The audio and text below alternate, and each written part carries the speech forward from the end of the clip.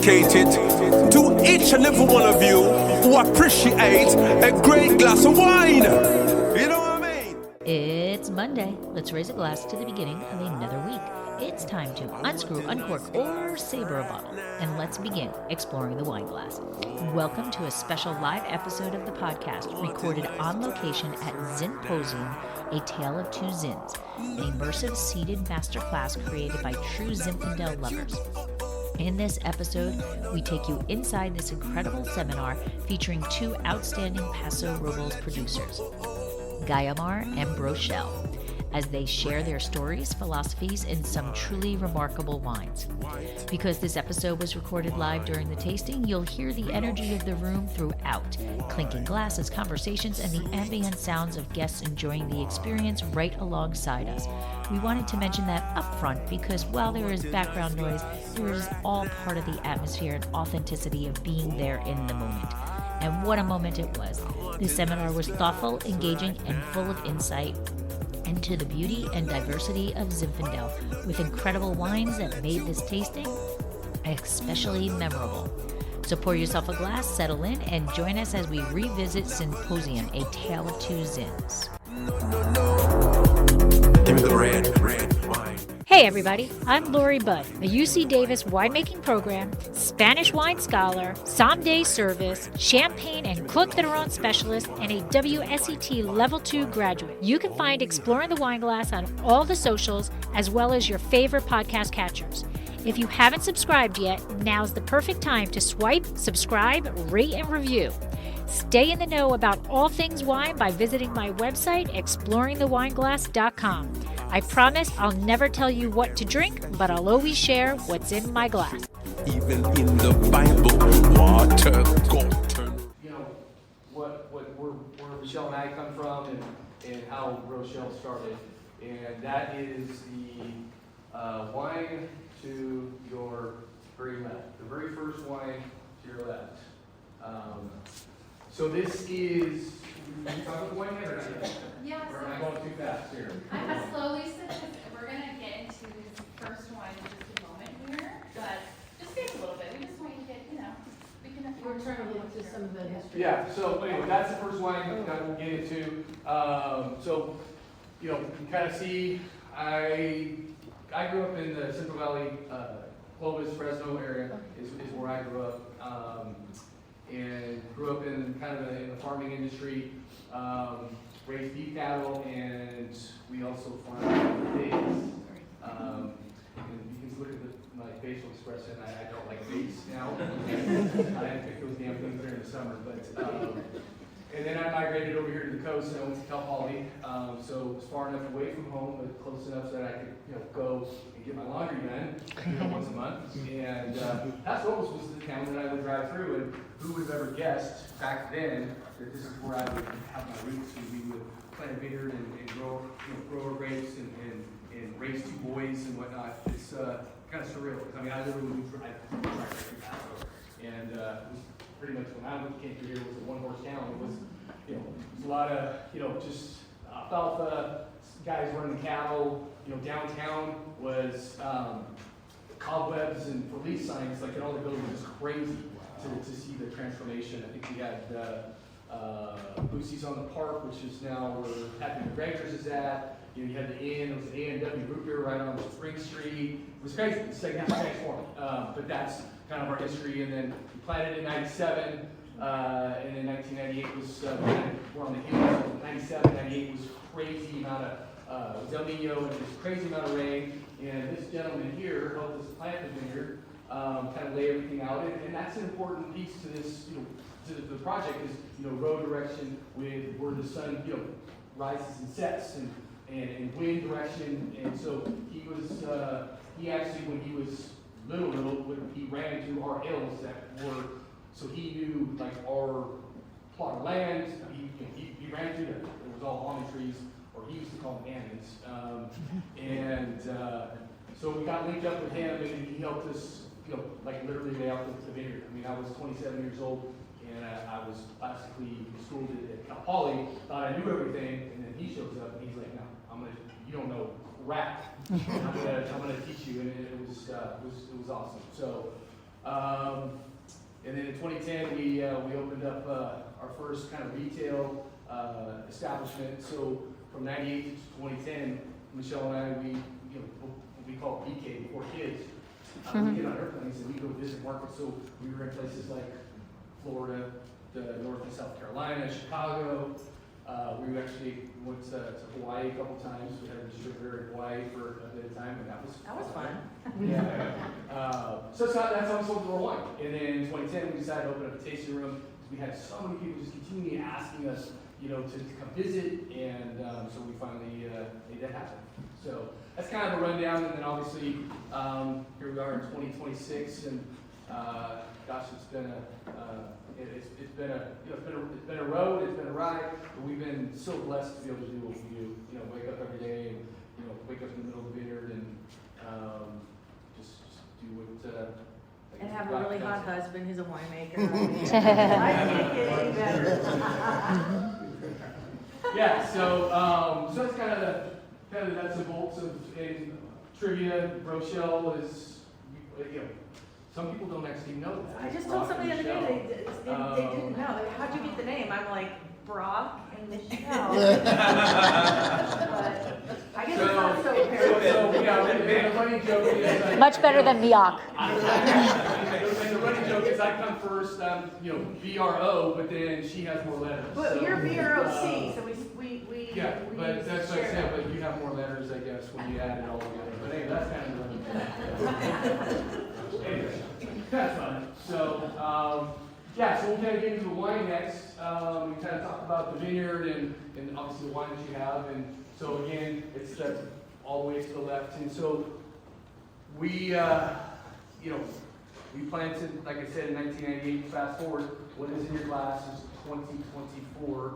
We're releasing that actually this weekend. So yesterday was the first day that anybody in the public can taste it and purchase it. So super excited. 24 was kind of that tweener vintage, where 23 kind of across the board, big wines, kind of a real classic California vintage, and has gained a lot of notoriety. And we find that the guys north of us in Napa kind of dictate when a vintage is good or not, and we're slowly starting to kind of come into our own, and now we're able to kind of command a little bit more respect in Paso and say we're going to delineate a superb vintage or maybe more linear vintage and whatnot. And 24 was kind of that tweener, was a little bit shorter on the production side of things, but kind of an ideal growing season, other than we saw this crazy kind of heat spell that came in right after the vines go, what we call it, when they kind of start turning color, right? So it's called veration. And we saw some pretty good size, temperature swings where we're, over 105, 100, close to 110, and during the day. And so that kind of concentrated flavors, and it's a beautiful wine. It's kind of that classic Rochelle Zin. So you guys will really enjoy the 24. So we'll kind of talk about where we're at. So we're in the Atlanta district. So I don't know if those of you that know Justin Winery, the name, right? So the gentleman that used to own it, him and his wife, was Justin Baldwin and Deborah Baldwin. They owned Justin for decades, and then sold the property before, and the winery and whatnot. But before he sold it, he got together with a few people, including us, and he was wanting to break up Paso into these different appellations, right?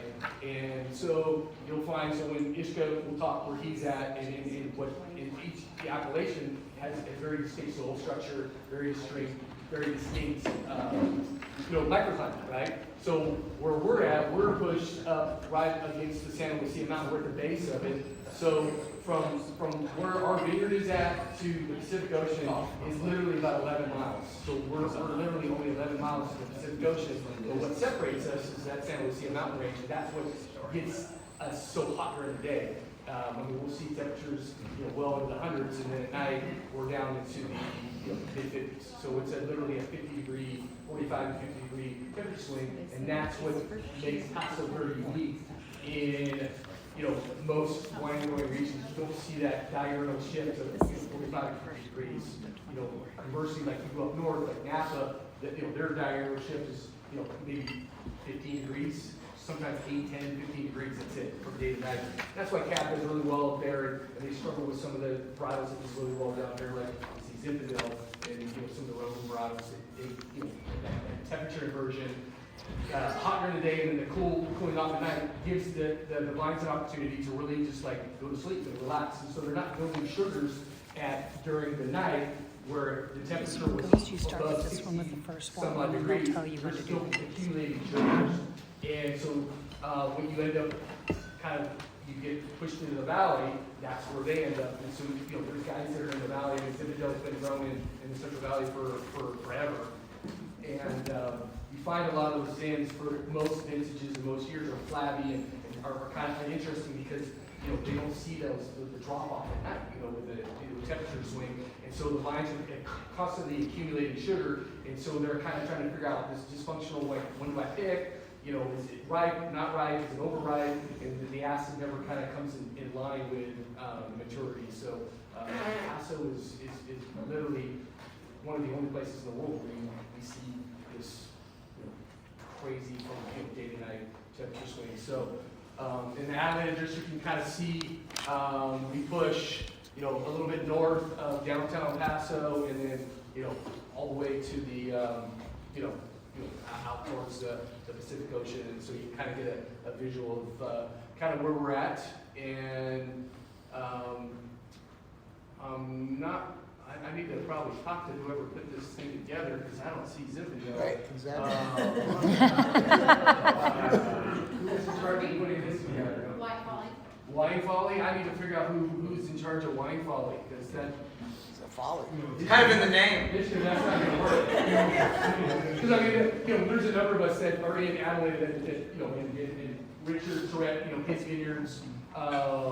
We're kind of in our neighborhood, and so just like I said, it's kind of unique. And then Adelaide actually pushes back up into the San Lucia Mountains, so where you get kind of where like Papa's Creek, they're pushed back in there, and so a little bit cooler because they're closer to the ocean and they're not as protected, as far as like this work. Like literally, we're in a valley and then we sit up on top of the vineyards. It's about 1,100 feet elevation. And we run from top to bottom about 150 feet, so it's fairly drastic, in just 20 acres, you can kind of visualize, 150 feet in elevation changes. It's fairly dramatic and fairly drastic. So yeah, you tried the wine yet? Nope.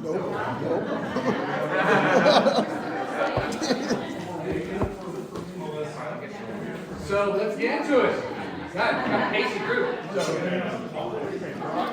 How many acres is Zin would you guess are in the area, say in the Paso district? Well, I mean, I would say, I don't know. I mean, it's going acres of Zinfandel that's still in the ground. I mean, what's that? I would, yeah, at least. Yeah, I would say maybe 500-600 acres potentially. When we started, so when we started, we were the 29th Slimer winery back in 1997, and if you went out tasting, there wasn't a lot of tasting then, of course, but when you went tasting, everybody had a Zinfandel on their their tasting menu, and through the course of time, a lot of our colleagues and people that have been in wineries and folks that have been in this business as long as Michelle and I have kind of walked away from Zinfandel and kind of gravitated towards Rome varietals and of course your Bordeaux varietals or blends and whatnot. And so a lot of the vines, Zinfandel vines started coming out, and you have the plant material that we got from our vineyard is from Rhoda, which is not too far from where Ishka's at.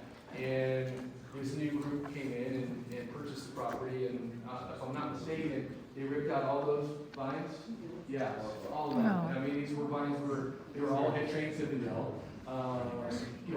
Not necessarily ancient vines, but I mean, they were very old vines. and pull them out, and I don't know what they put in there, Syrah or, it's just heartbreaking, right? Because it's just, you can't get back to that time. So. Why do they do it?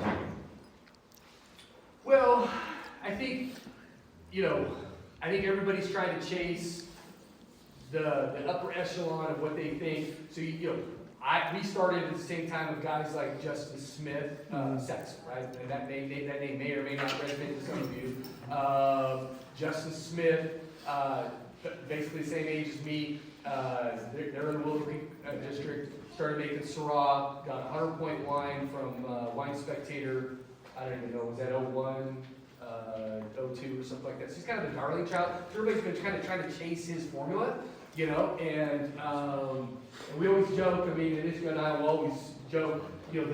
All these new folks that come in, what do they have on their menu? They got an $80 bottle of GSM. And you're like, dude, that's like everybody's doing that. So, but that's what's happened here is that everybody's kind of trying to copy or mimic or try to emulate something that's already been done, right? And then now you're seeing people are trying to emulate what Daniel and David Dow did with Cabernet Sauvignon here on, here in Paso Robles. And they've done a really good job of elevating Cabernet Sauvignon, but they've also figured out where to grow Cabernet and where not to. And when we first started, most of your Cabernet Sauvignon was grown on the east side of Paso, and it was very just dysfunctional. It just didn't come together really well in glass. And so I think that those are kind of the two things that kind of have kind of edged Zinfandel. And we kind of did it to ourselves a little bit as well, as an industry. Back when we first started, those very early vintages, I mean, they were big wines. I mean, you could spin the label, and we're like 16.5, 16.6. And that's what the consumer at that time was wanting, and so we're making these full throttle, high octane, big wines, and I think it started losing its favor with folks that really wanted an elegant wine that Zin can be and is, and so now we started kind of dialing that back, but back in the day, I would literally pick on sugars and wanted that 16.5, 16.6, 16.7. Sometimes close to 17% alcohol, and I think it's just kind of lost favor, But I tell you what, we did a taste. We were members of this group. It's called ZAP, and it stands for Zinfandel Advocates and Producers. And we would do these tastings back in like 02, 03, 04, 05, and literally people would come up to our table and they would look at the label, and they were looking for something that was at least 15.5 or higher. And if it was less than that, they would literally turn, look at it, and they would go to the next table. Yep. And it was just crazy time, what people were wanting, at least in particular was in. And so we kind of taken a step back, reevaluated what is it that we really want to put in the glass, what is it we really want to put in front of people, and getting back to a place that is elegant and has. Yeah. What is the alcohol level like? So this one here is 15. No, 14.9. 14.9. So, yeah, and I think, so we'll kind of talk a little bit about, you can kind of run through some of the tasting notes, and we paired it with some Guyomar cheese. I think that's a perfect pairing. It really, kind of brings out, some of that, I like that, like oliveri, some of that kind of black cherry, kind of really be pulled out of this wine. So we'll kind of talk about what we do. We'll give his take on it as well. So, this gentleman here kind of got us going in a direction that is kind of atypical as far as how you lay out your vineyard. We talked about grow direction and also helped us integrate with what we call entering or bush vines. So they end up looking like little miniature trees. And so that's the inspiration for our label. This is what they look like in the vineyard, right here. And so a lot of reasons why we decided to do it that way. So it's wide spacing, so you get less competition in the soil for nutrients and water. And so both of us dryland farm our vineyards, and so we're 100% relying on what Mother Nature gives us year in, year out. So the last couple of years, Ishka and I were out doing the rain dance because we, since 03, 23, 24, and then this, 25, and going into this 26, we've literally been doing the rain dances. We had at least a long period of time. You were talking over a decade of less than normal rainfall here in Paso. So I think I might come and assist because. Yeah, come on up. So we're going to talk about hindering vines.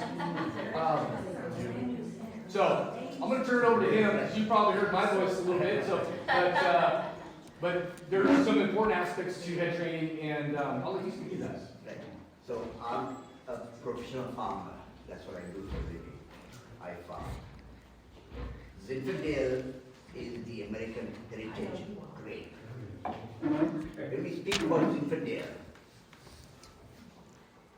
when you talk about the legacy of a wine, you find a wine that is 10, 15, 20 years old and aging well, it is a Zinfandel because it has natural acidity. What is acid? Acid can be derived in two manners. One is, as Brock spoke earlier, the cooling nature of the evening, and most importantly, dry farming. When a root goes 30, 35 feet down there, the minerality of soil maintains acidity. That's what this is all about. Did I mention that it was America's heritage grape? Yes, because it mimics all of us. That's what Zinfandel is about. It is the beauty, it is the fabric of America. When you drink the plethora of wine in front of you, you will see the nuanced nature of this wine. And people forget about tradition and history. No, the two of us are maintaining it. We are deeply rooted in the tradition of what made Paso Robles great. Zinfandel.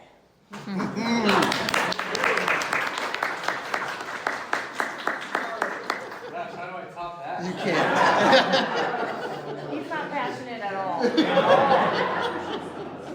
asked that why you chose to, when you started growing, is that why you chose Zinfandel? Yeah, I mean, it's something that, Michelle and I, it's America's grape, it's California's grape. It doesn't grow any other place other than Croatia. That's where it came from. When we first started, we didn't know where the hell Zinfandel came from. UC Davis did a huge, brought in some experts and spent a bunch of time trying to figure out where did Zin come from. And so originated from Croatia and brought here, obviously to America. And it just doesn't grow well in any other climate because it kind of goes back to, soil structure and microclimate where you see this, this crazy diurnal shift. It needs the heat to develop flavors, develop phenolics, develop the flavors that we're looking for, yet you gotta have the nights where the vines literally shut down and they go to sleep for, 6, 7, 8 hours and then wake back up when it starts getting hot again. You just don't get that anywhere else. Santa Barbara County, it's too temperate down there. Central Valley to me, it's too hot and they don't cool off at night. And Napa has always struggled for the most part. There's a few guys that do a decent job at it, but I think they hit a bit of vintage and then it's like, oh my gosh, but most of their vintages are just they're I guess mediocre or just okay. But we can actually hit the mark every year. And you kind of look back, history for me, back from when I started, you kind of see my hookiness of just my experience with the wines, but the wines always showed true to the vineyard. And as I've gotten, I think, more accustomed to winemaking and more accustomed to like what's going on in the vineyard, the wines have definitely elevated for sure. Yes, sir. What do you do for like soil management? What I mean, like, do you have to add the nutrients? Do you mulch? Are you just relying on the natural mineralization of what the roots are pulling? Yeah, that's a great question. So how we handle it is you know, on really good years when we have, you know, a lot of rainfall, there are times, you know, we'll plant some seeds, some cover crop, or let the natural cover crop grow, you know, and uproot and, you know, get to a certain height or level. And then what I do is I'll mow that, and all that green leafy, broadleaf plant material is all nitrogen, right? And so, so we'll mow it, let it sit, and then I actually cultivate. So that's what we call disking or turning the soil. And so what we end up doing is we create a cap on top, and it's a moisture cap, and so it actually preserves the moisture that's underneath where I cultivate. So we take the weeds and you know, get them to where they're not sucking the moisture out of the soil, and then we create this moisture barrier cap, and that's what helps them sustain themselves through, because we don't irrigate, so that it sustains them through the whole growing season, getting them to harvest and all that. And so these years where we don't have a lot of rain, it can be a little stressful. And so those things are we try to mitigate or manage in the vineyard. So a lot of times we'll come in and, you know, do some shoot thinning or cluster thinning and making sure that, you know, maybe we keep the crop loads on the lighter side of things, especially when we know that we're kind of in this, you know, drought, you know, season or, you know, whatever. We try to do, you know, and then sometimes we'll make a decision kind of midstream. We're thinking that it looks like, you know, we're going to get a lot of rain, and then all of a sudden the faucet gets turned off, and, you know, this might be one of those years where we got a lot of rain in a few, you know, storms. I mean, that last storm, we ended up with, I think it was 6 inches just came in, you know, in a matter of a few days. It was crazy. So, Paso, I think in general, I think if you look at the overall, you know, we'll talk about rainfall. I would say an average rainfall, just kind of Paso Robles, and in every microclimate's a little bit different. So the average rainfall is typically around 12 inches, is what, you know, you get out kind of towards the airport or east side, and I would say that their normal rainfall probably might be, you know, 7 to 8 inches. As you get closer to the, you know, the Los Padres San Luis mountain range, your rainfall will definitely dramatically increase. So, you know, for us at our vineyard, the state vineyard, I would say a normal rainfall, you know, would probably be that 15 to 16, you know, inch number. And we have had, like I said, we've got to go back from, I think it was 2010, you know, all the way through 2022.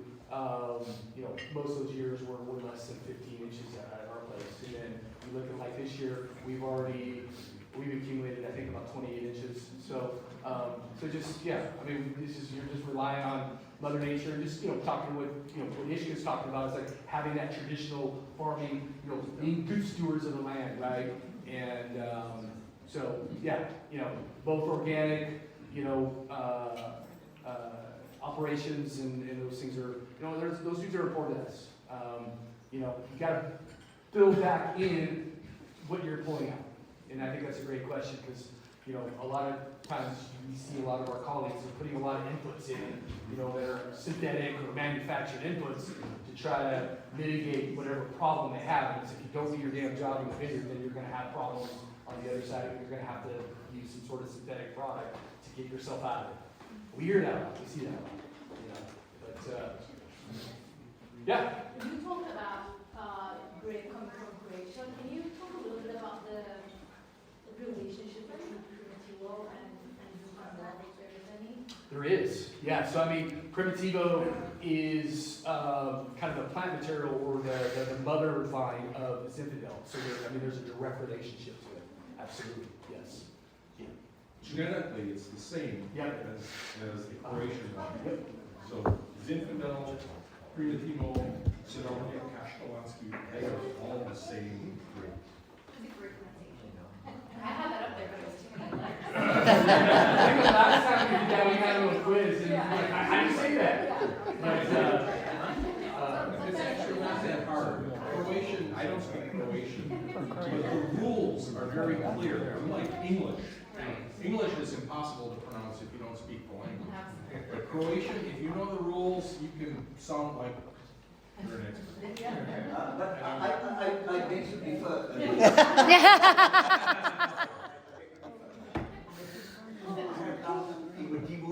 I've done Zinfandel. There's no correlation. That could be terroir. No, it is about, I think there is a very marked demarcation between the two. my learned opinion. And I would agree with that. I mean, Yeah. I think the two of us have been around enough, and we have played with both Zin and Primitivo, and there is a difference. And so I think you have experts that say one thing, and then we have kind of world experience. I mean, we're growing it, we make wine from it, so we kind of are able to see, the different nuances that kind of come to the table. But, we'll stick to whatever the experts are saying, but that's kind of where we're at. Yeah. So. The next Brochelle glass. Okay, so now we're gonna skip to, number 3, it's in our glass, the Brochelle glass, so let's go to the third one. We're supposed to drink 2, right? I'm sorry? We're supposed to drink number 2, we're skipping it. Yeah.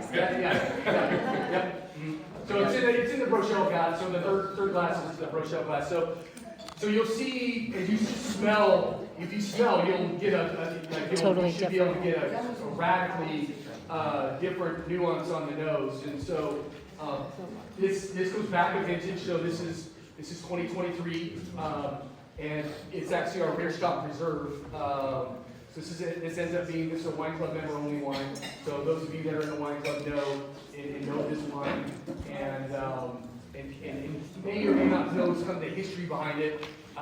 So going back to the vineyard, we sit up on a hillside, up on a hill. And up where the house is at, and the vines, like I said, they run about 150 feet from top to bottom. So we got this ridge. That's kind of where the house is at. Runs kind of, I guess, east to west.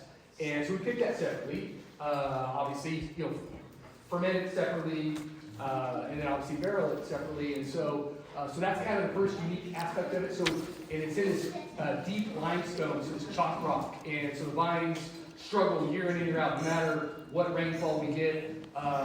They struggle every single year, and so you get that concentration of flavors, but still maintain that balance for that acid, the acid. Because, like Ishka talked about, where that chalk rock, where those roots literally, when you dry land farm a vineyard, the rule of thumb is for every year you get about a foot of root penetration. And so when you're talking a vineyard that's 30 years in the making, you're about 25 to 30 feet, literally straight down. Because when you're not irrigating, the root systems have to they gotta go find water, and the only way to find water is to go down. And so that's where, so every year they're literally searching for the water that, as they complete the water at the upper level, soil level, they're looking for water, and they continually go down. So the ridge stop is that special strata in our vineyard, and then I handle it a little differently in the cellar. It's 100% brand new French oak, so you're going to get all the, going back to the original slide where you're kind of smelling the different nuances. So this, you'll get some of that clove and some of that nutmeg, and that's coming from the barrel, and maybe a little bit of that cinnamon, and so it makes it very unique. So you get a lot of the raspberry and black cherry on the palate, but on the nose, you're going to get a lot more of that sensory from the barrel regime, and that's done on purpose. So you kind of are able to get some of those upper, kind of different flavor profiles. Like I said, don't come from the vineyard. Those flavors don't come from grapes. And Rob, when you mentioned dry farming, meaning the plant is working in an assiduous manner to ascertain its moisture. That means our root zones are 30, 35 feet down there. To bring the moisture from down there to the surface against gravity is a workload. That is stress. Stress in wine creates character. In the human nature, perhaps not. But that is what makes Zinfandel so unique. Particularly dry farm vineyards. When we speak about dry farm vineyards, we are in the 1%. Two of us, in the 1%. Oh, 100%. Yes. Yeah. 99% of vineyards are irrigated vineyards. Their root zones are close to the surface where moisture comes from. They are embedded in topsoil. We are embedded in minerality. A variety is a varietal. But what elevates a wine is minerality. All our wines are minerality infused. It's true. Yes. And we have the benefit, where we've been doing this so long, where you go back in time and you look at the wines from, at least from the beginning of when I started, and you see the depth of flavor and the more complexity of the wines that gravitate towards, because just as Ishka pointed out, where you've got root zones that are penetrating down 25, 30 feet plus in the soil. So those first couple of years, 3 years, we actually irrigated our vineyards, so we have irrigation to keep them established, and so and that's done on purpose to get them rooted, get them established, and then literally wean them off the water. And so now they have to go and they have to go find water. That's their only way to sustain themselves, especially as you get farther down the line. When you're talking September, October, when they're accumulating all the sugars and the phenolics, that's when there's a big load of nutrients they're pulling out of the soil, and they're obviously full of water. That's the biggest demand that we see.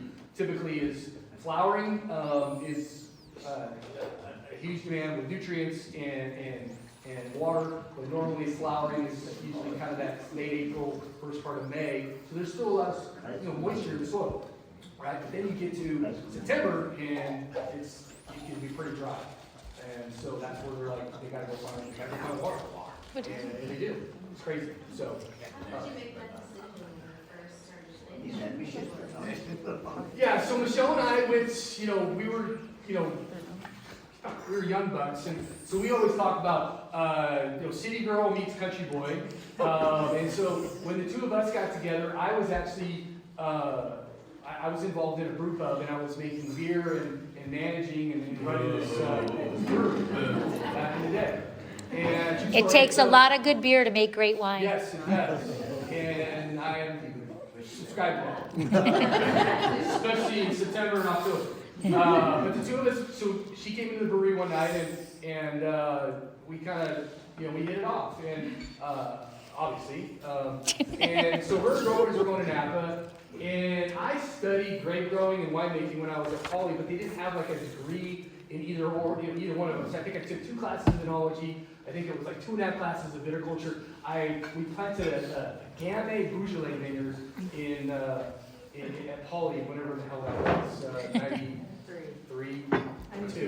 But anyway, I knew the farming aspect of it, and so I went to Poly, and I was an ag business major, and I wasn't sure that was something I wanted to get back into, was farming, and so I was kind of, I was in the brewery business and kind of in the business side of things, and then Michelle and her girlfriends would go to Napa and taste your wines, and so I would be the guy that could geek out and talk about phenolics and color, and they're like, dude, this guy's like 26 years old. What the hell is he doing? But I could carry a conversation with these winemakers, and people were like, dude, this is crazy.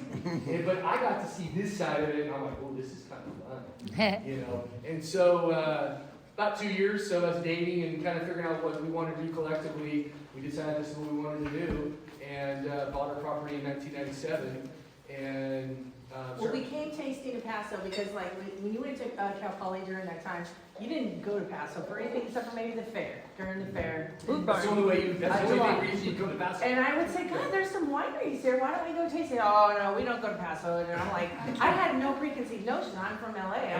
When I would go from St. Louis to home, I didn't even stop here to get gas. Yeah. I filled up there and I never stopped there. I was like, there's all these wineries here. Let's go check them out. And I was on a third winery.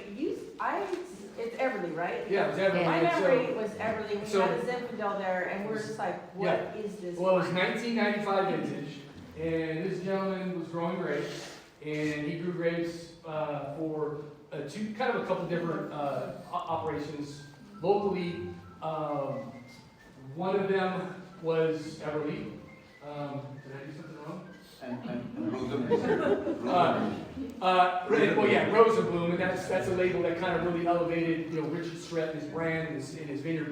But back in the day, we walked into Gary Everly's place, and they were pouring a Zinfandel that literally just floored us. But and it had was- Surratt's name on it. They- Yeah, well, we didn't know this guy's name, at Yeah, the time. they had But we had this Surratt's wine, name. we're like, dude, this is it. This is what we want to do. And it was that kind of aha moment, we're like, dude, this is what we want Well, to because do. that and- particular wine just, we had been tasting Napa cabs. Then we tasted the Zinfandel, and we're just like, what is You gotta knock your this? socks off. It Yeah, was dude. like literally an aha light bulb moment. I mean, for us, and then weirdly, then we found the property that we ended up buying, and he goes, I'm best friends with Richard Surratt, and we're just like, what? Are you kidding me?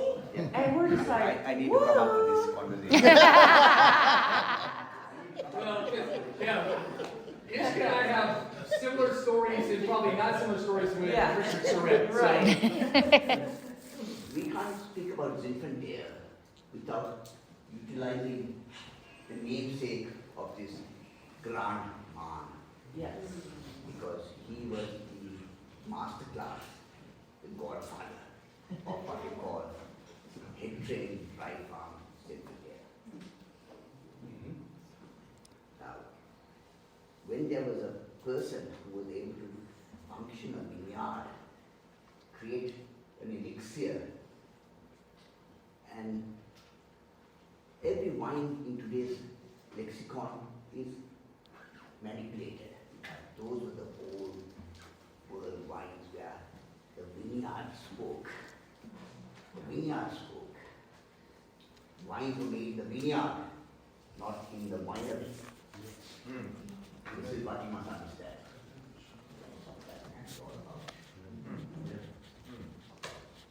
We are two learned students of his charisma. Learned students of his charisma. We have taken the tradition forward. Not to be replicated. Yeah, I remember the first time I met him, it was like shaking his hand, two things.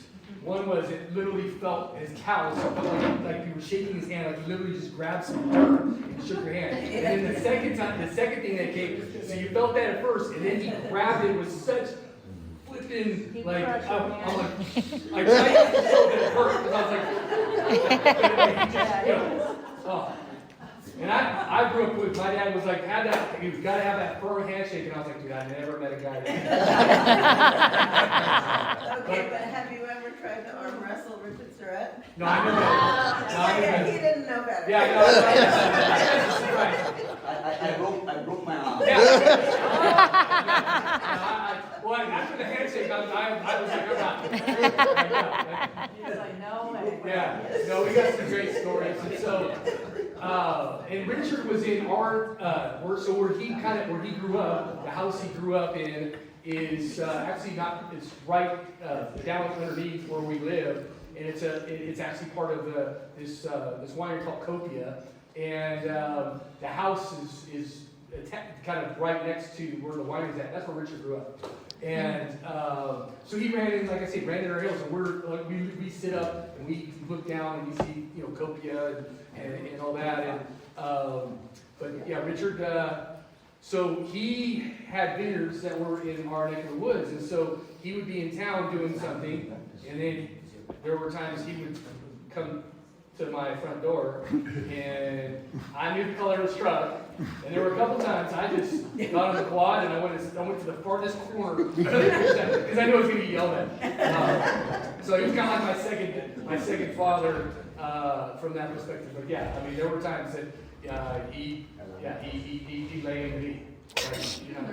Huh? Where did he learn everything from? So for him, I mean, he grew up so the first vineyard, the Belly Acres, and that's where we got our cuttings from. He planted in, I think he said 1952, and so I mean, he was planting vines. His dad was like, because he wanted to plant grapevines, and his dad was like, well, you're on your own, and he would tell us stories of running garden hoses, hooking up garden hoses and watering plants after school. When he said he planted for vineyards 12 to 13 years old.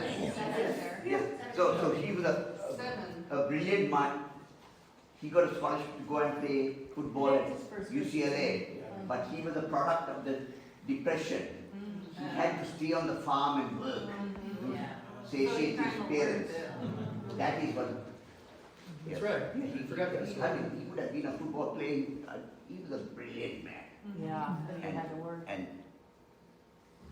the remnants of Zinfandel in Paso Robles, Mr. Brock Waterman, myself in a small way, is a legacy to him. Nice. Yes. Yeah, and I don't think his son's interested in farming. Oh no, they Right. ripped up that vineyard, yeah. Yeah, and so Huh. when he met Brock, and I'm sure, I don't know, when you guys met, you had your own relationship, but I mean, he looked at Brock and was like, you want to do this? And this is something that I like. He really was so proud that we wanted to do this. No, I wouldn't say that Yeah. he really was fanciful of Brock, it's probably you. There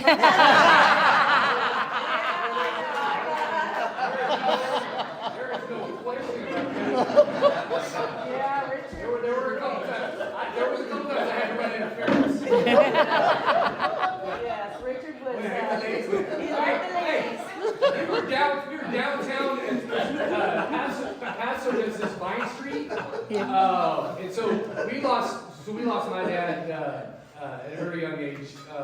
Pops left this planet. He's 57 years old. So my mom high school sweethearts, never got remarried. But the story's going to turn to Richard. So we were down on Vine Street because we have this big Victorian showcase. It's on Vine Street, downtown. Those of you that live here know about it.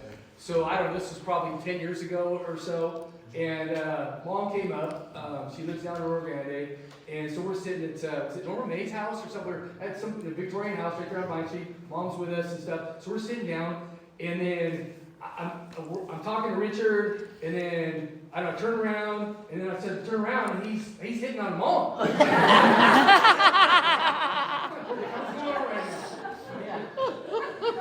She loved it. She thought it was awesome. So I already know your reputation. So we're gonna keep this platonic. Brock, if you had worn a skirt, perhaps you would have been. Yeah, that's right. That's good. Yeah. It could have been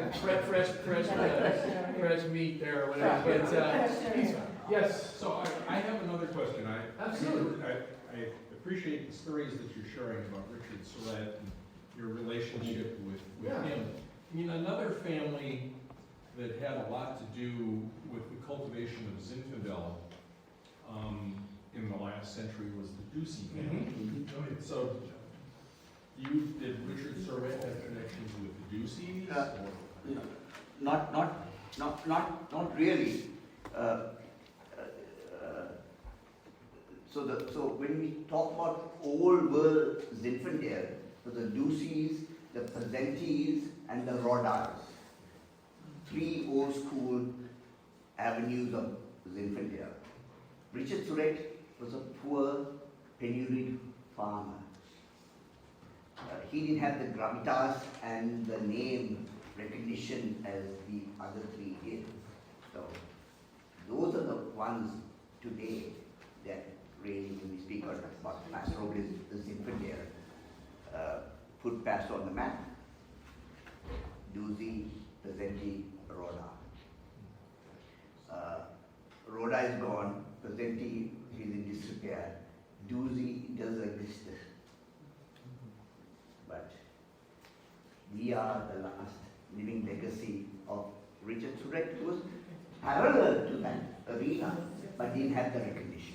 Yeah, and I won't speak to some of the things that I don't want to say too much, but I think there's a couple things at play. You kind of look at what's happening with Ducey in particular, and I see some of the management because those vineyards are, we're 101. We got Target on one side, and so the new Ducey vineyards on that side. We've got the old Ducey vineyard that was planted in the mid-20s is on the I guess east side of 101, and you see some of the farming practices that have been taking place the last 4 or 5 years. It gives me pause. They're just going in a direction that doesn't align with what the two of us are doing. The traditional farming, there you see some synthetic products being used now, and so those are things that are alarming to me. And I don't know if it's the new generation that's not wanting to, because the way that we farm takes a lot of time and effort And, Labor I mean, it just does. I mean, we made the transition, so when we first started, we I was, schooled at Cal Poly, and we used, I was taught to use synthetic products, so, we sprayed with herbicides and pesticides, for many years, and then, one day I woke up and I'm like, dude, we're living in this city, like, we gotta change, and so, to make that change was pretty radical from an equipment standpoint, because we, like I shared, we're on a hillside, we've got terracing going on, so I have to have some implements that allow me to be able to get in between the vines to clear out vegetation and weeds so we can preserve the moisture and whatnot. And so it was a big learning curve for me, and so we've gotten away from that. And so now you see in vineyards that we're doing traditional farming and now going more towards this, I call it synthetic products, that you're using, and I just don't think that's that comes along for the ride in the glass. It just does. Like, you can't get away from it.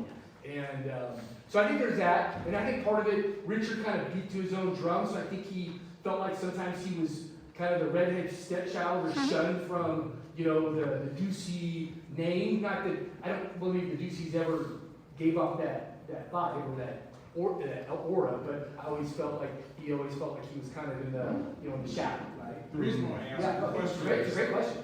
Is that when I, as a person who really doesn't understand vineyard management, when I look at the Benito Ducey vineyard or the Dante Ducey vineyard, those are old vine Zinfandel vineyards, and they are all head pruned. And so, from my perspective, it's exactly the same kind of thing that you and Ishka are.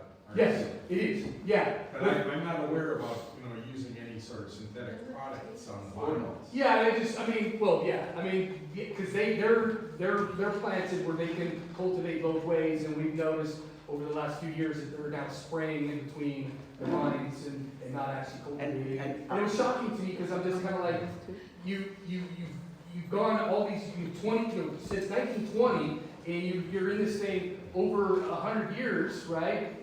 Or close to it, and now all of a sudden you're going to go somewhere else, and it just, I don't know, it just doesn't make any sense. Your question, it's about low density planting as opposed to high density planting. Our vineyards are 600 plants per acre. The current vineyard in places where you travel to, and I call it the Disneyfication of it. Where you go to beautiful tasting rooms where you're titillated and they give you drunk and buy a case of wine and go. What's wrong with that? We have 600 plants per acre. They have 2,400 plants per acre. It's about eradicated competition. Now, the way Brock and I farm is that we have a love affair with the land. We nurture the land, we protect it. Consequently, the land supplies us with some product that is unique. In most other places, generic. So what do? They take that generic product and they facilitate in the winery. It's a reform school. Yes, yes, yeah. Not here. These wines that you're bringing today are the products of the land. Enjoy it. And take comfort in that. You don't use. While we're out there, can I ask one other question? What sort of rootstocks did you choose when you planted your vineyards? That's a great question.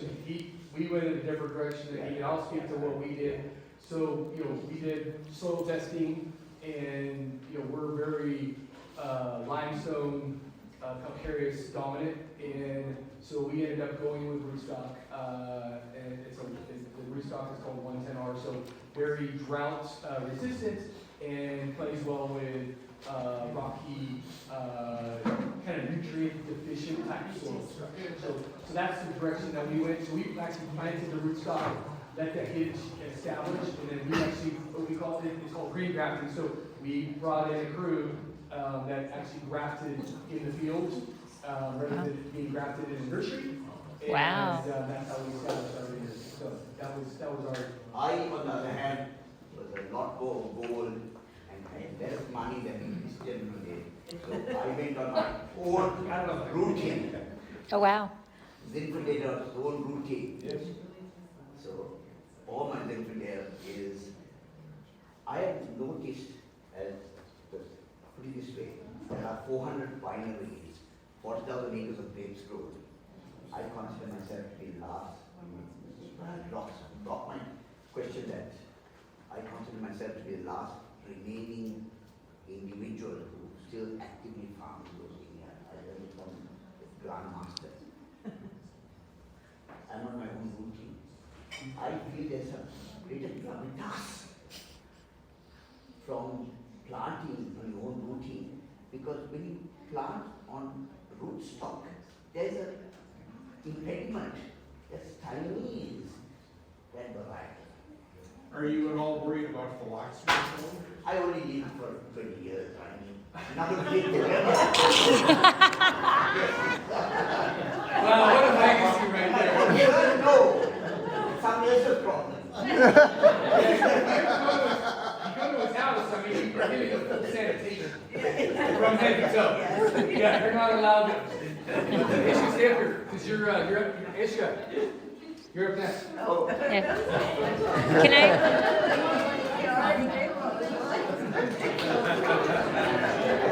I have more handsome today than that picture.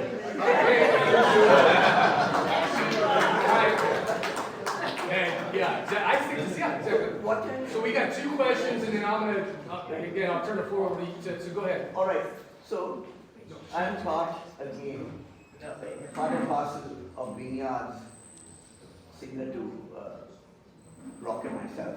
I'm a professional farmer. Winemaking came in a later stage in my life because I had a big life crisis. And I had to find a way to maintain my marriage. So I said, how do I go about doing this? So I named a winery after my wife's father. Now the marriage is sacred.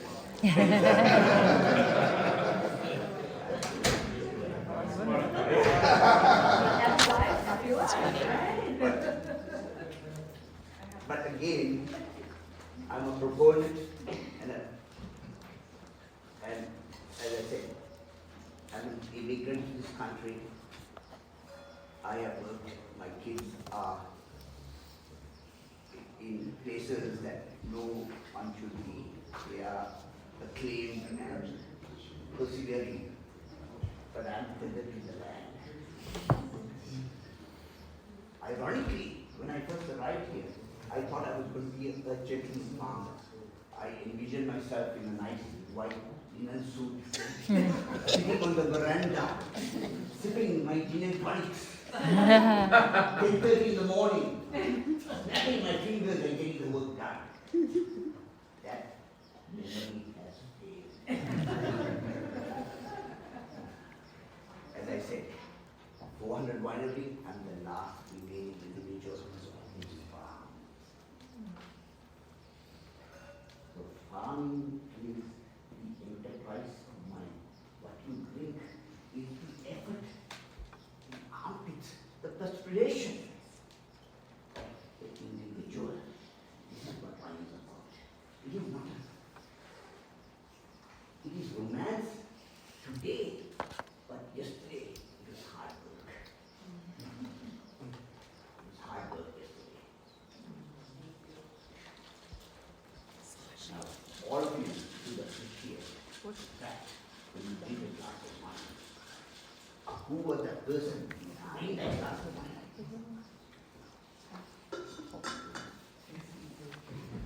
I wear this pink suit today because I want to tell you how Zinfandel was assailed. White Zinfandel!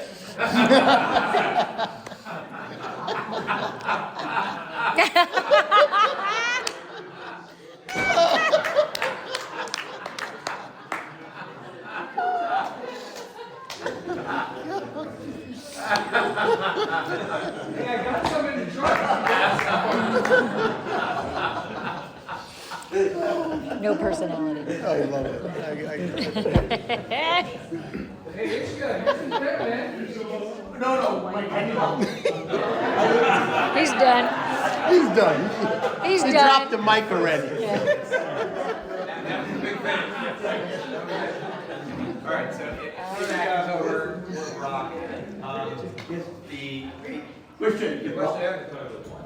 The difference between the results of your efforts is in the glass, and I noticed quite a bit of difference between the styles of these houses, and it's not always the case. I mean, sometimes when people are doing the same thing in the same AVA, it's difficult to tell the wines apart. We've got slightly different vintages, but do you agree that there is a house style? Absolutely. And can you talk about, is it in the winemaking, or is it in the farm? Is it in, I should say, the farming process? Because you were both saying that you farm in a similar way. Or is it in the terroir? Is it that there's a microclimate that is not shared? Right. Yeah, that's a great question, and questions, and great kind of synopsis of it. So I'm going to help Ishka. So you're going to go to Ishka's wine, which is the second wine. Ishka, you want to talk about we'll get your question. Ishka, you want to talk about your I might have said everything I had to say today. You're gonna rest on light Zinfandel? Yeah. Don't go out like that, man. If I'd have known that, I would have brought some lights here. That would have been the bonus floor.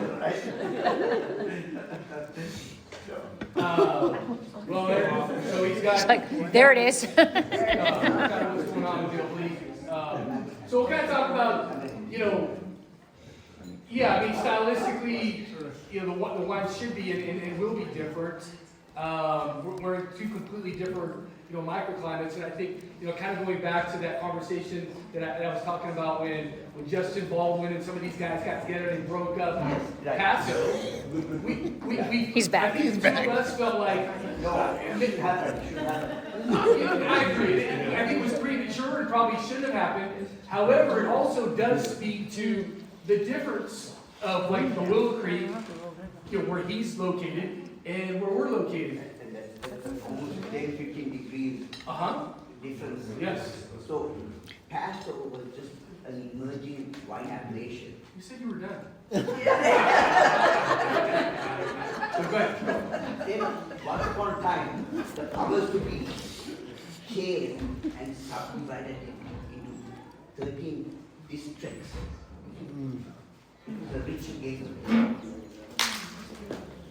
I was against it. I was against it completely. Why? Because I want Paso to still grow as Paso Robles. Exactly. Not Adelaida versus Willow Creek, Kristen versus San Miguel, and so on and so forth. That's the rich against poor. No, you can't have And it creates division. Yeah. Right? Because now you've got somebody pulling for a certain appellation or district where Ishka is correct. We're a very new wine region, right? And so we're already trying to break up Paso when Michelle and I we talked about us getting on airplanes and we'll do a wine dinner in Florida and it's a wine dinner, we get up, I start talking about who the hell I am, where I come from, and so as soon as I say Paso Robles, I get these looks, and then somebody goes, I got a question. I'm like, what's going on? And it's, where in Napa is Paso Robles located? So that's the point. It's like, why are we trying to break something apart when there's many people that don't even know where in the heck Paso Robles is? I call it wine mandarin. Yes. Not gerrymandering, but wine landing. Someone with the pencil chose all the choice properties and lumped it into this thing called the Willow Creek district. Now, Willow Creek district, if you put that shit on a bottle, you can get $30, $40 more for a bottle of wine. I happen to be in the district. That is not some game that I want to play.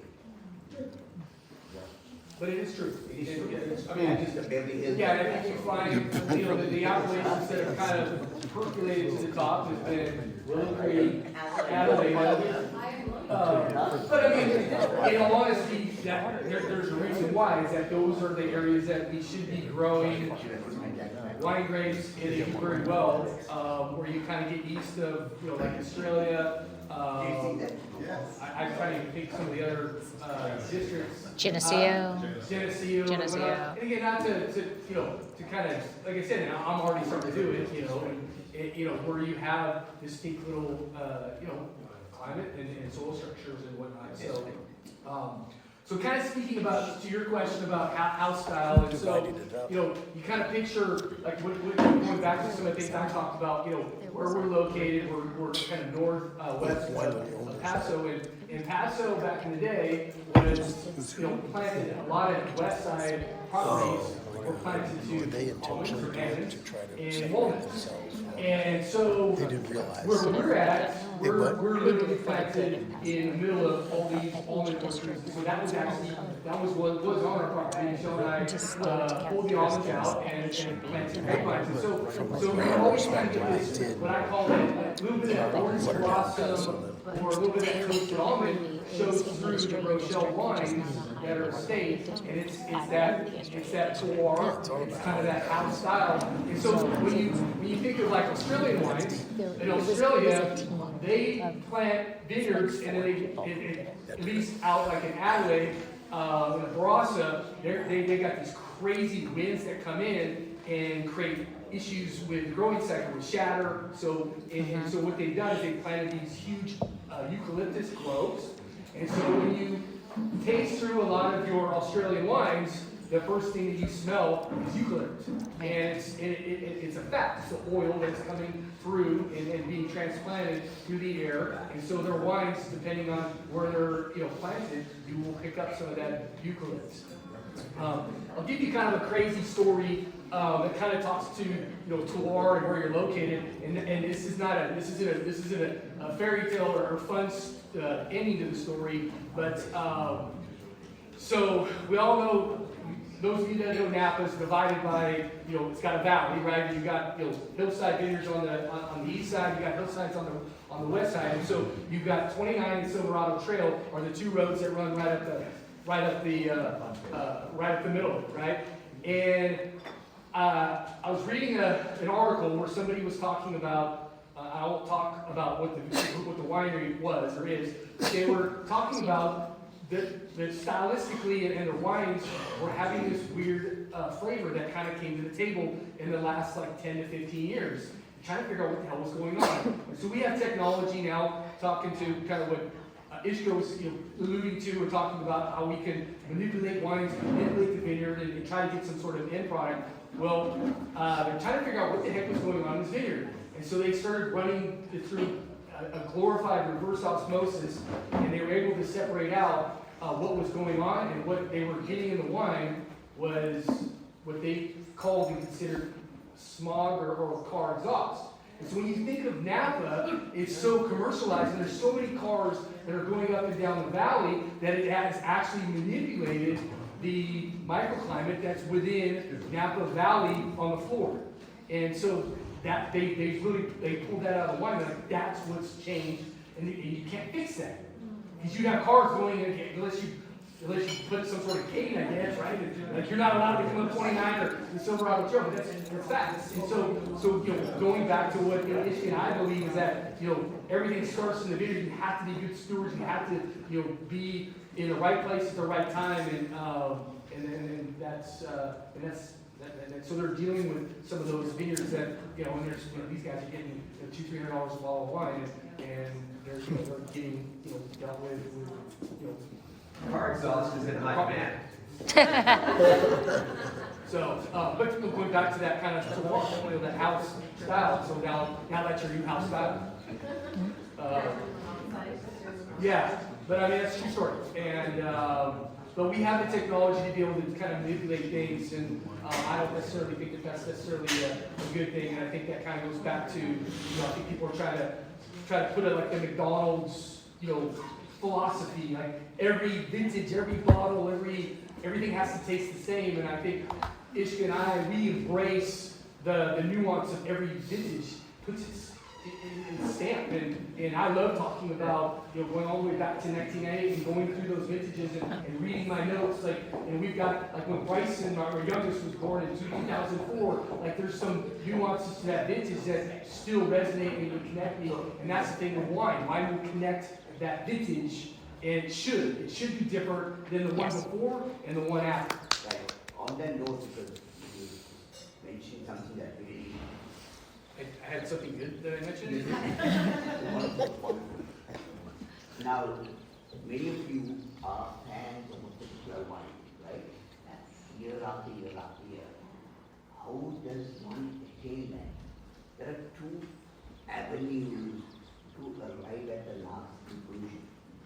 One is that being a professional farmer, you take what Mother Nature has to offer, you tweak the equation, and you meet your protocol goals. Or you take that happy grape into the winery with the analysis of empirical science. You can make a wine that resonates with all. We are old school. We farm, we tweak the equation to get the consistency of the wine. That's what we do. It's not harder. But honestly, just sample this elixir. We are all about the land and the process. Not the person, the process. Today's winemaking is all about the person. You buy wine based on the reputation of the winemaker. Who is that man? The winery is the Zinfication. You go there, you're titillated by this big grand building, RE right here. The vineyard is an unknown quantity.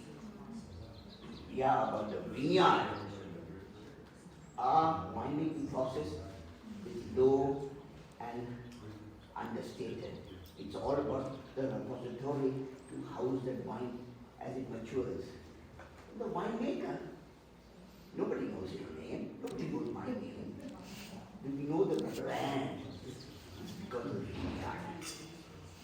Yeah, exactly. Yes. So the last, the fourth one is issues 2021 the lake. You kind of read through. It's got 80% Zin, Grenache with tea straw, and what's your last cheese? The Italian cow milk cheese. And so we'll talk a little bit. We've been talking about a lot about vineyard and those kinds of things. So I'll transition, at least for myself, because I'm a grower and I'm also a lead winemaker, right? So I'm the guy that's got the farmer's stand in the vineyard, but I'm also the winemaker guy too. So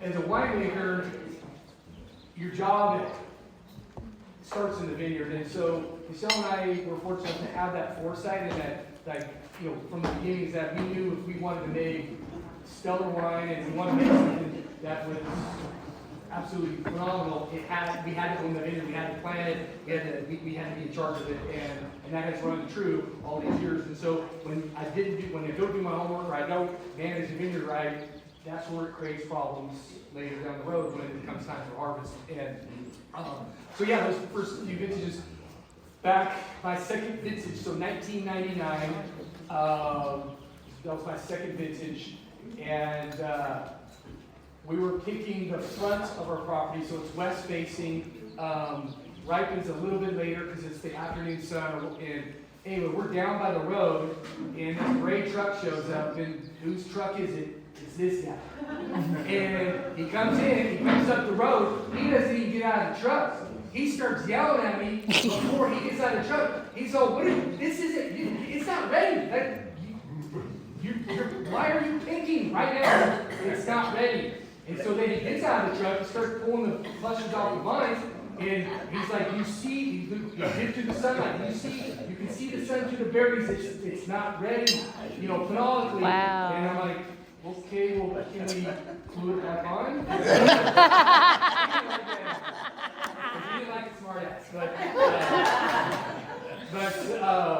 but true story. So yeah, those first vintages were I was learning because I didn't have I had a mentor on this side of it from the grape growing side of it, but he was not a winemaker, and I was transitioning to a grape grower and also trying to make wine. And so those first number of vintages was a lot of trial and error. There were some vintages that didn't make the cut, that's literally either got dumped down the drain or was sold to somebody that felt like it was worth something and was worth nothing to me. So kind of fast forwarding for us, we did a cool little sit-down tasting of our wines, and Janelle was there from Ducey, and Toby James, there's a few others, and we talked about, it was all about the wine and winemaking, and some of the things that I do a little differently is I'm a big proponent, and we crush, we're very minimal as far as how we handle the grapes. We come in and we're making sure that any of the leaves or anything that's in there comes out. So we have a sorting table that's pretty aggressive on kind of how we pull stuff out and things that we don't want to end up in the fermenter. And then I do a cold soak, and so the cold soak lasts anywhere from 5 to 6, 7 days. And so we pull the temperature way down, almost to freezing, to where we're in the low 40s. And when I said this, you watch the other winemakers in the room, and their jaws just drop. And again, it goes back to patience. So you in order to be able to get to 5 or 6, 7 days, you have to make sure that the product of the grapes going in is of sound quality. Otherwise, you're not going to make it through that cold soak. Something's going to go wrong. Microbial or bacteria-wise. And so it was interesting to kind of see their facial expressions when we were kind of going through that. And then they got a chance to taste the wine. And you're like, whoa, this wine is very different than ours. The depth and the sexiness and the tannin and whatnot. And so to do things a little differently. What gave you the idea to try that cold soak process? It's common. I had heard a couple folks, at my age group that were trying that and doing that, and so I said, go for it. And I saw when you heat fermentations, you lose complexity, you lose aromas, and so I saw that side of it, so it kind of made sense to me. I'm like, so if we can keep fermentation temperatures down, keep them cool, you don't burn off or the aromatics don't go away, right? And so I kind of learned early on that keep fermentation temperatures cool, they're going to get more expressive wines. And you see that with whites, whites you'll see that because you're using a lot of refrigeration, you're keeping fermentations cold and cool with whites, and so you're kind of utilizing that same thought process with red wine. But you have to have the ability to have a fermentation that takes somewhere between 2.5 to 3 weeks. Mm-hmm. And most of these folks, I was talking with a couple of people, like I have to turn the tank. I have to get whatever grapes and wine, I have to get it out of there so I have the next round of fruit comes in. I got to get it out, so they're shortchanging, they're fast tracking the process, and so you get a fast track process in here. And so I make sure that I have enough tank in storage to where I can get fermentations complete, where I'm not anxious to get something like completely fermented and have to get it out so I can get something else in. So it's a little different philosophy, yeah, so just, kind of that's the winemaking side of things, and, and how we kind of do things a little differently. All my Zinfandel, for the most part, is native or natural yeast fermentation or indigenous yeast. So it's the yeast that is present in our terroir or in our local environment, and it's risky. You have to understand and know what you're doing, because things can go sideways pretty quick. Sideways. Not on Zinfandel. That's when they kill. That's when it's sideways kill. So I'll say, in the past 20 years, Zinfandel has been tarnished by his reputation. Yep. Because they need confident mind. It's fun to go from here to here, and then from here to here.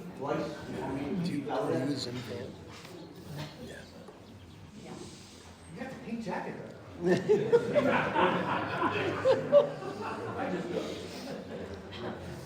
But when you think about Zinfandel in terms of, he spoke about its same acidity. There is no wine in the universe that has the unique acidity that Zinfandel has.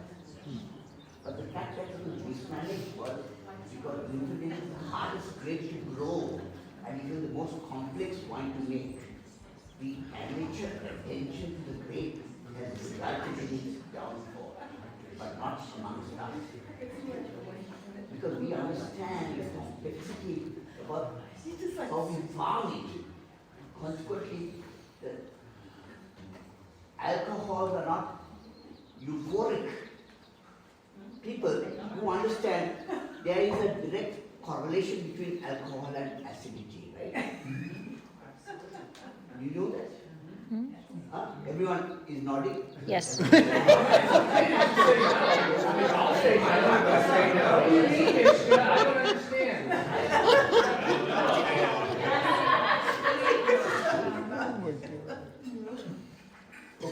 Oh, the glass is going down. 2 hands are necessary for this. At the time, you sat on seesaw, right? Yes. With your friends, went up and down. When you talk about balance, this girl is on the high side, you are on the low side, and then at one point you come and there's an equilibrium. That's acid, this is alcohol, and the fulcrum is pH. That is the point. I like that. How to make it a stage, you can't make it in a into wine. So This has been another episode of Exploring the Wine Glass. Thanks for listening. If you have suggestions on what topics you would like me to discuss, please reach out on social media. You can find me on Twitter, Instagram, and Facebook as Exploring the Wine Glass. I am also on LinkedIn as Lori Hoyt Budd. Of course, you can always email me at exploringthewineglass@gmail.com and sign up for my newsletter at exploringthewineglass.com. If you enjoyed what you heard, please rate, review, and subscribe to help others find me more easily. And most importantly, tell your wine-loving friends, because if you like the podcast, they will too. Podcast music is Wine by Kevins. Until next week, slancha. right now. I'm on keeping for the mic 10 town, tell you. There is always time for a good glass of wine.